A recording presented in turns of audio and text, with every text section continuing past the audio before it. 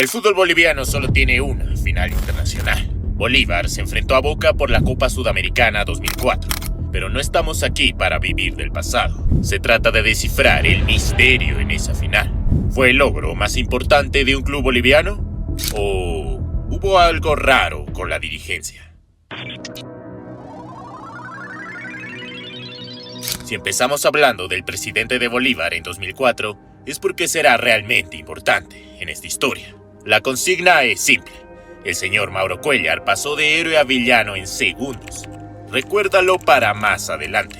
Bolívar venía de defender el título nacional en la Copa Sudamericana, un torneo recién creado que empezaba a dar sus primeros buenos pasos, al igual que los daba Bolívar venciendo en primera fase. Luego, claro, le tocaría uno más complicado, el dificilísimo y triple campeón de Libertadores, Universidad de Concepción. Pero hablando en serio, de ese mucho no nos acordamos, salvo por dos cosas.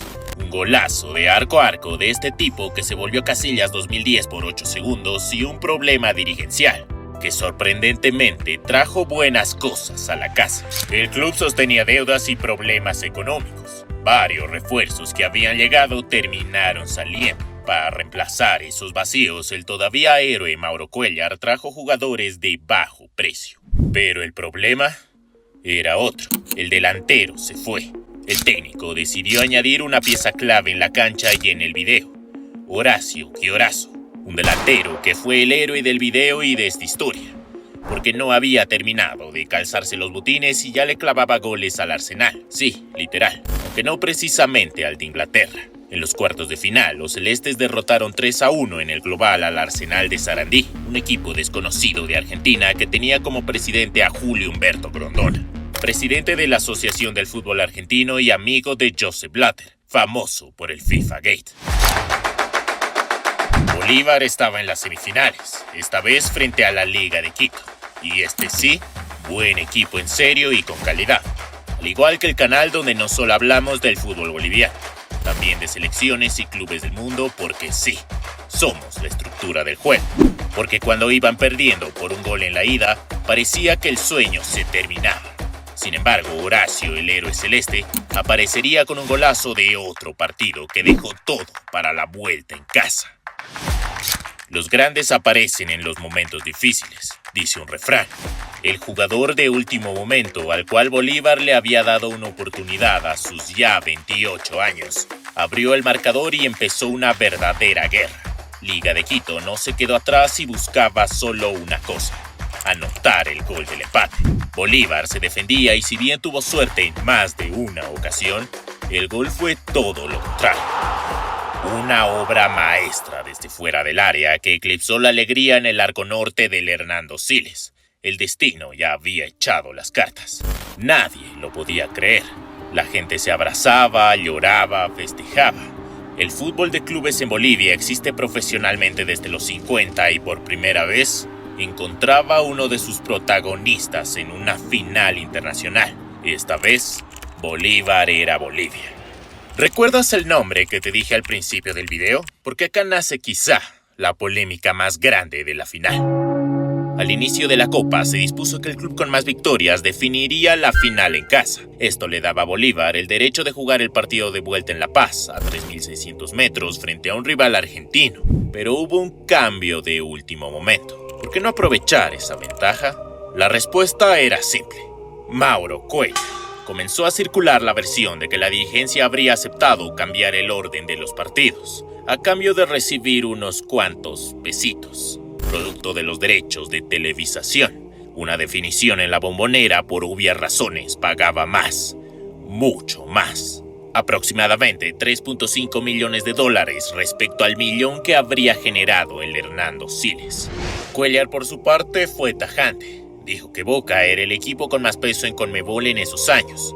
No tenía necesidad de siquiera comprar el partido, y que además era imposible. Boca no podía comprarlos a los dos, como decía la gente. No sabían a cuál se enfrentaría.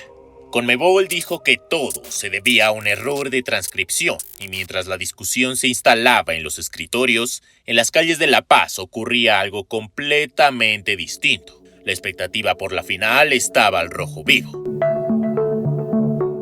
Jugadores, periodistas y, claro, El público, que solo esperaba conseguir una entrada, se vendieron el mismo día del partido y el Siles presentaba un marco simplemente irreal.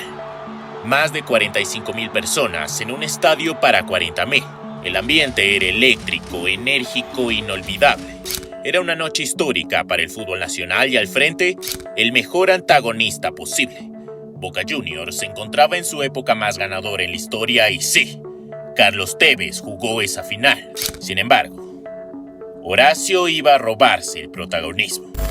Chiorazo buscaba el arco desde el primer tiempo, en un partido donde los nervios, tensión y desesperación sobraban.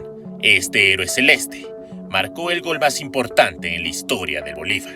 En un partido que se había teñido de más nervios que fútbol, el delantero agarró la pelota en el inolvidable minuto 75. Cazó una gran asistencia de Óscar Sánchez y definió con la rúbrica de los grandes.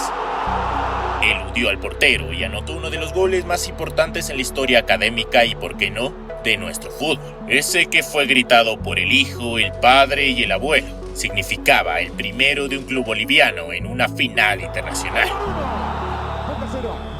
El partido terminó 1-0 con más de un calmante. Medios argentinos decían que era offside y los conspiranoicos que fue devolución de favores por el cambio de sede. Lo cierto es que Bolívar ganó la primera semifinal para su hinchada y para el país. Pero aún así, Boca se fue tranquilo. Sabían que con la diferencia mínima las cosas podrían salirles bien. Armaron uno de los mejores recibimientos de su historia. El Diego estaba listo para despedir a Carlos Tevez. Y junto con Palermo le pusieron fin al sueño celeste en uno de los estadios más grandes de Sudamérica. Pero hubo un momento donde pudo cambiar la historia. Un remate de Tufiño pegó en el travesaño y casi mueve el desenlace de este video. Nada de eso sucedió y solo queda una pregunta. ¿Podrán repetir la hazaña este 2026? Te leemos sí, aquí abajo en los comentarios.